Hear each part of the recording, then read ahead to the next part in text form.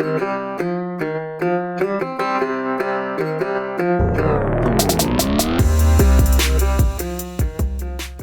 up, everybody? It's Dan, Binder Boneyard, coming at you from the office like normal. It is, what a difference a week makes. We were 70 degrees last week, and now we're back in the mid-40s. It's that time of year, And I think it's funny that I start just about every podcast with some sort of weather report. I don't know why. Maybe that's just my age. I'm getting to the age now where, the weather is one of those things that everybody talks about. I don't know. It's like the farm report. I don't know. Everyone lives someplace different, but a lot of the rural radio stations would have the farm report. And I'm sure, if you're of a certain age, you know exactly what I'm talking about. And if you don't, there was a segment on the radio that would talk about the price of steers at the auction this week, or, what butcher hogs are going for, feeder hogs, what the, average price of your lambs and everything. And, just a short segment, but it's still, it was information that was on the radio. And I'm out here on the West Coast, so I'm sure most of you know that. But the Midwestern ones were, those were the real deal, because that was farm country. Out here, we're just farming sunshine and good vibes. There's farms out here, but the Midwest is its own kind of place. Your cornfields make their own atmosphere. So we get it, but not the scale that you guys do out there. So anyway, but speaking of internationals and farm and heritage and things like that, and if you're new to these podcasts, or haven't listened to all the old ones, the West Coast didn't have the international, it's not ingrained in us out here, like it was in the Midwest. And and I'm referring to tractors and farming, because, there's two distinct camps with international. There's the ag construction side, and then the then the truck and heavy truck side. So you're kind of divided into two camps. And, there were the farms that had all red tractors and also drove IH trucks. But a lot of times, they were split up. Well, I didn't grow up on any kind of farm like that. Like, I grew up on a hog farm, but my dad drove whatever he could drive. So we had, Dodge and a couple of GMCs, a couple of Fords, things like that. So, I didn't get that dyed in the wool, red till I'm dead mindset about international or anything really. Growing up on an animal farm, you don't need the equipment like you do on a grass farm or a corn farm or something like that. So, even if we did have something international, it may have been an international tractor or whatever, but we never did. So that's why when I started my career in international, I didn't know what an international was. My first experience with a Scout, I was 14, and my neighbor's brother wrecked his dad's Scout, and he wrapped it around a tree, and they had the tow truck drop it off in their barn, and his dad was parting it out. It was brown, or, the terracotta red, but it had faded, kind of got dark. It was kind of a brown color, white top.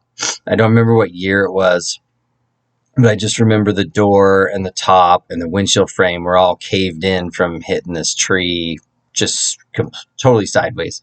But anyway,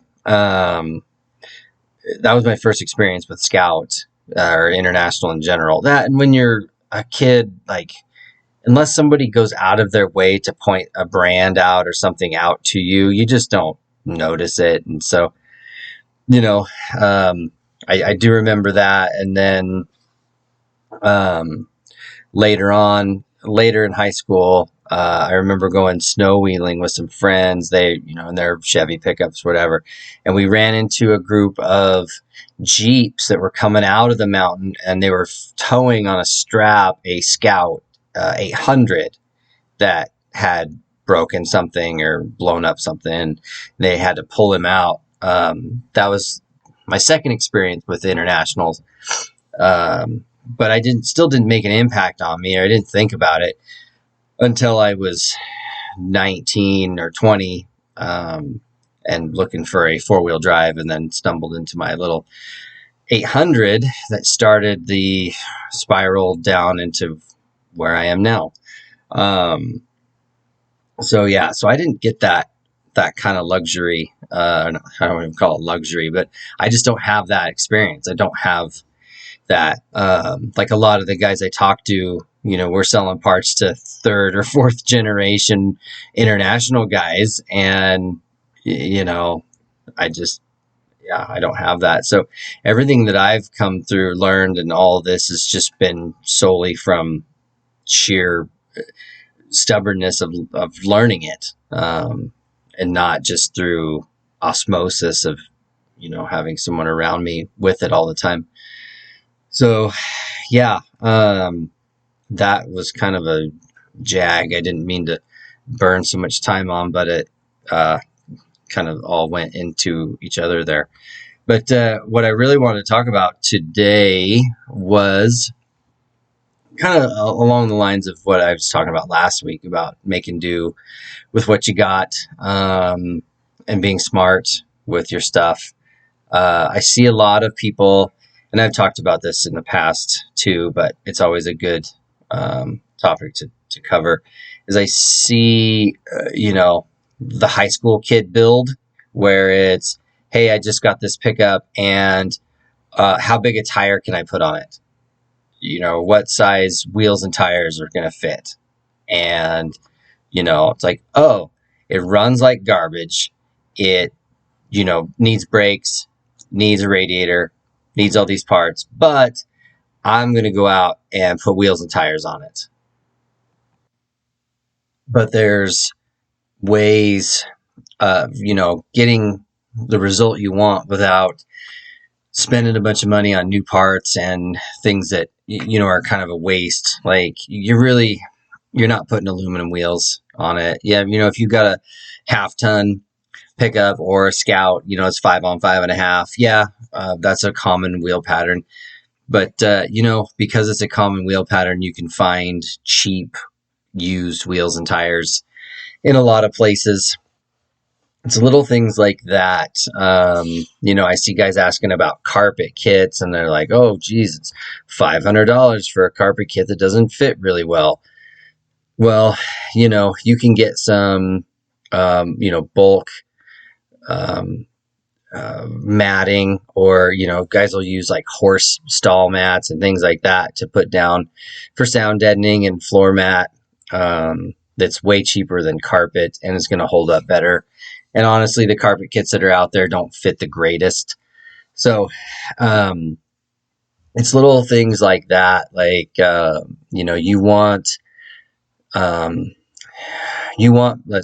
example, everyone complains about how dim the lights are on these things, or they're just not bright. But I've found that if you clean every connection, wire brush, contact cleaner, and then when you put it back together, it's dielectric grease, but you're checking the grounds. Every light bucket that has a ground, it's clean, bare metal to bare metal with good hardware and dielectric grease, and then across the board. And so even like grounds from the battery, we really make sure that when we're doing a wiring cleanup or, whatever, just a system, a function once over, the ground side of the battery gets a very nice ground from the battery to the motor and from the battery to the body, usually the radiator, the core support bolt there at the radiator. And then from there, there's a ground that goes from the back of the motor to the body, usually a small, like 10 gauge ground. And then from the motor to the frame. And by spreading all those grounds out like that, it really gives all of your electrical accessories the chance to function the best they possibly can. And then you can get H4 halogens at Napa for like $14. You don't need, $150 LED headlights, when you can clean up all your wiring, make sure your battery's up to snuff, your alternator's up to snuff, the fuse block is clean and transferring power like it's supposed to. You run some good halogens, and you'd be really amazed how bright the lighting gets.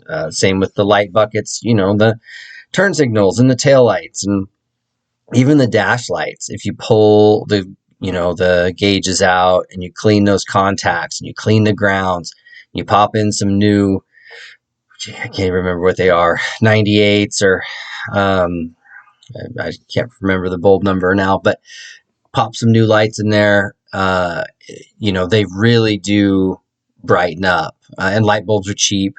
A lot of this stuff, a lot of bringing these trucks back to life is elbow grease. It's just time. It's some cleaning material, cleaning products, some brushes, some, fine grit sandpaper, some steel wool, little few chemicals here and there. Like I say, contact cleaner, dielectric grease. It really can make a difference in the quality of the build you're doing. And you don't have to buy all this stuff. You don't need LED lights in every hole.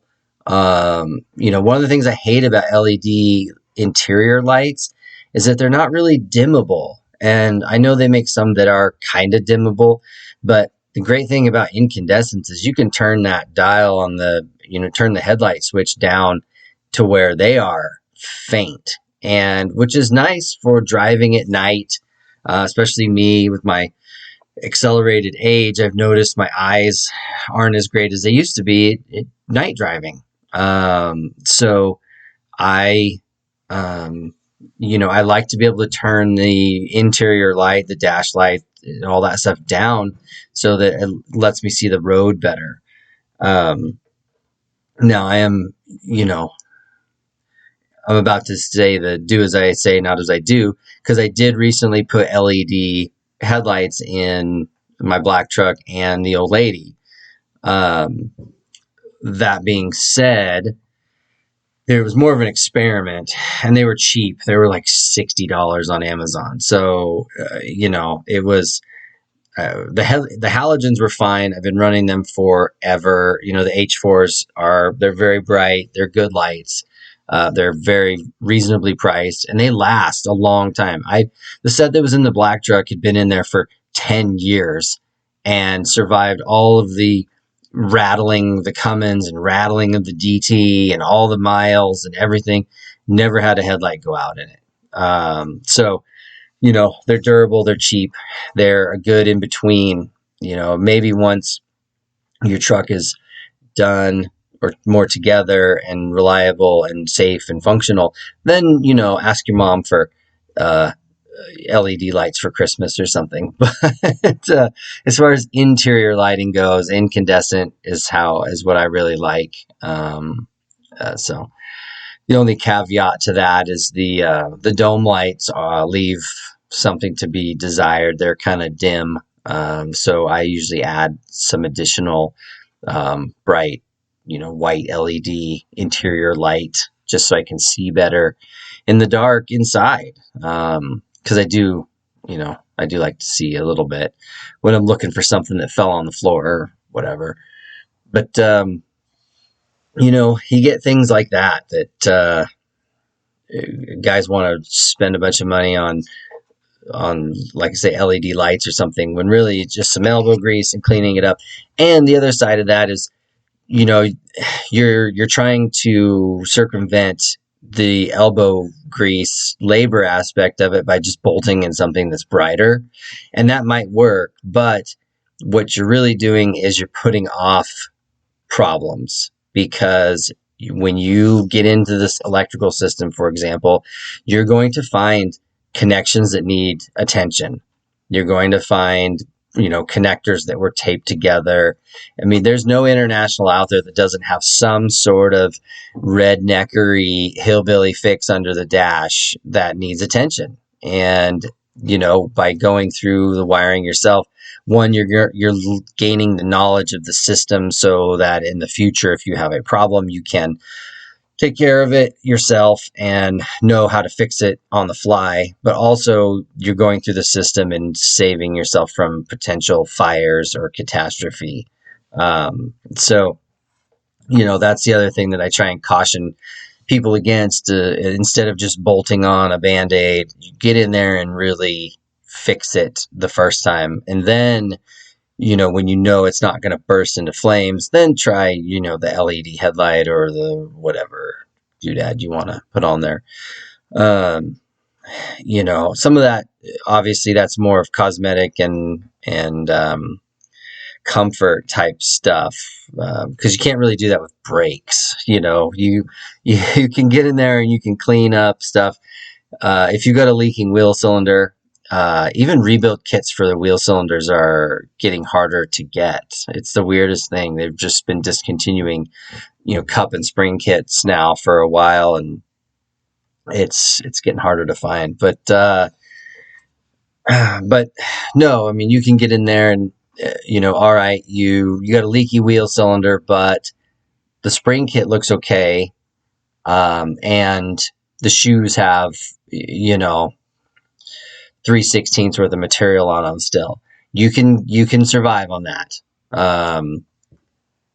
It's only when they get down to, you get less than a 16th, or you got rivets poking through that's wearing on the drum or something like that, that you really need to replace the shoes. But if you're on a budget and, you do that wheel cylinder, you clean up all the contact points, put your anti-seize in there, you can make those brakes, just a new wheel cylinder can really improve the braking performance.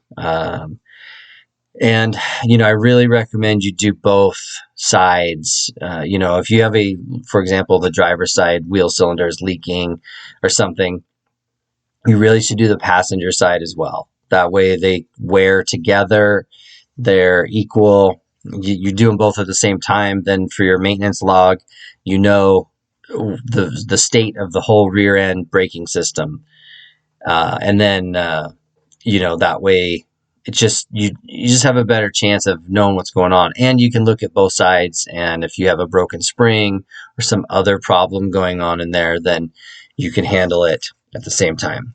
Spring kits are cheap. They're like $15.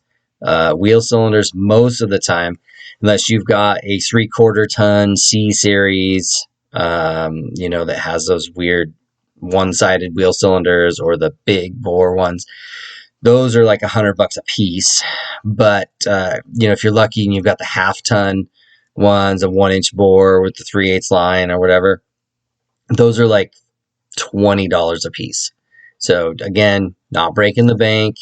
Most of what you're doing is elbow grease and labor, wire brushing the backing plate and some brake clean, and like I say, the anti-seize on the wearable parts, and you runner.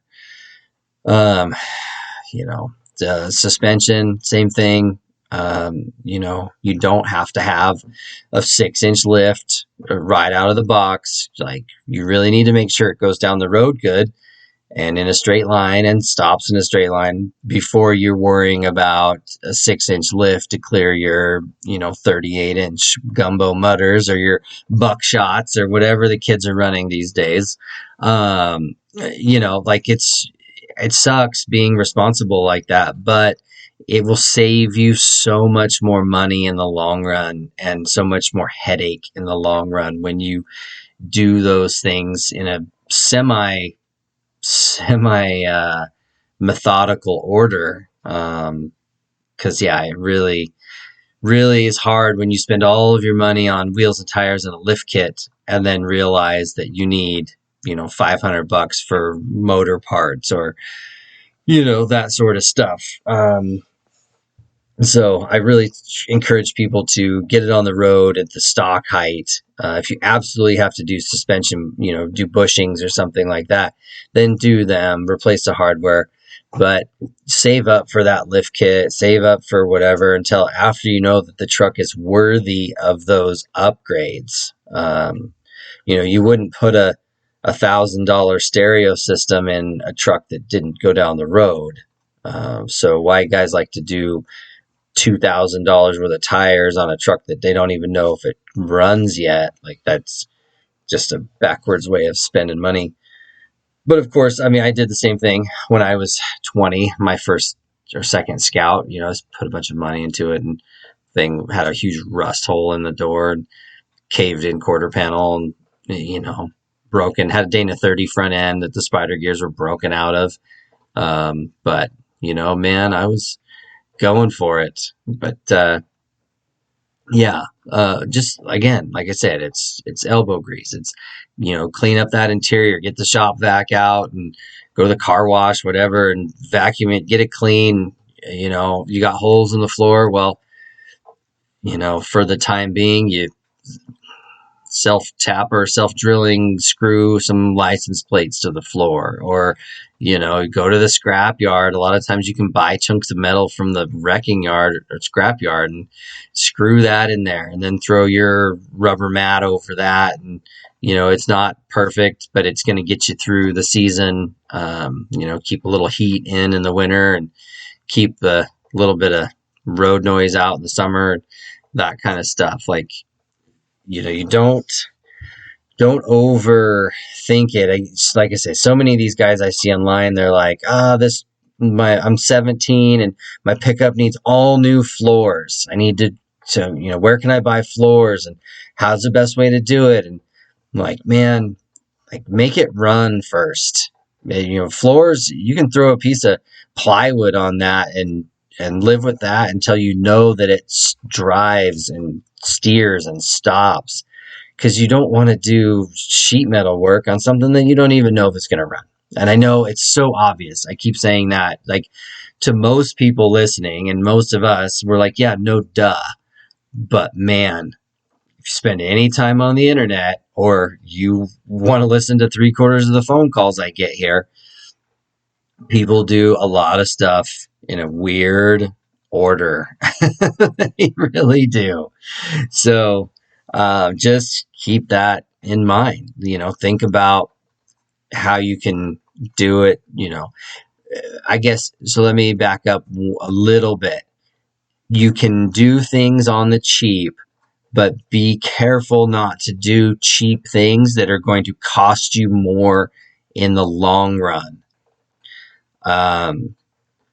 There's a lot of home type products that people will say on the internet are good for whatever you're doing, but they really should not be used. Guys using like roof tar, like this roof tar foil backed stuff that Home Depot sells.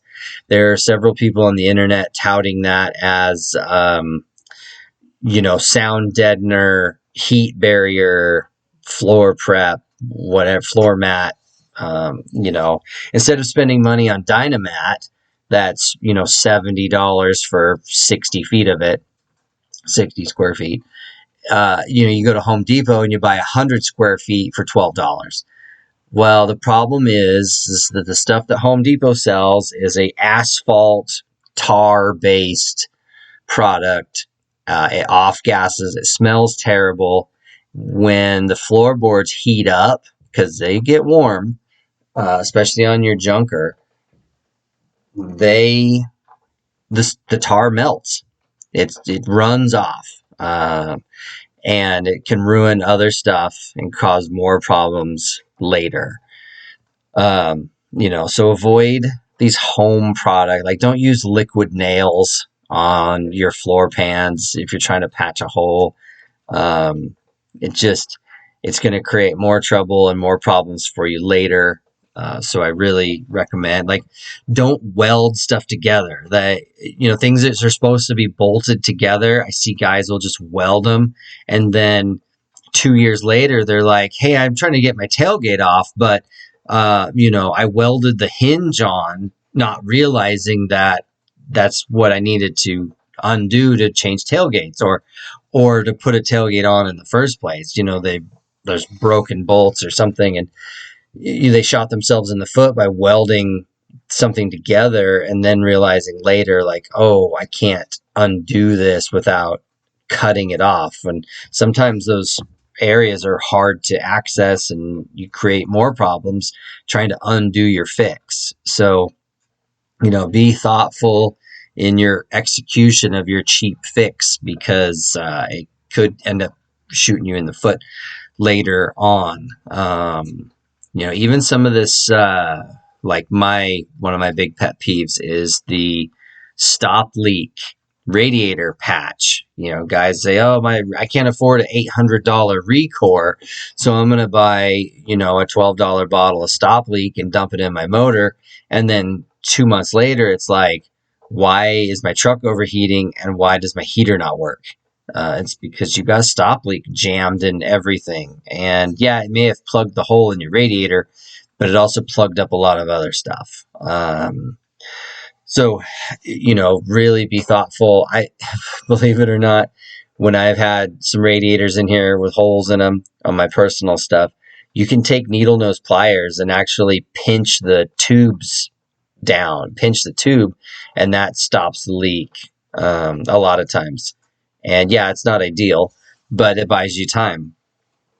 And then there's some other old guy fixes too, pepper or whatever. But you really, be careful doing these chemical fixes because it's just going to create more problems again down the road.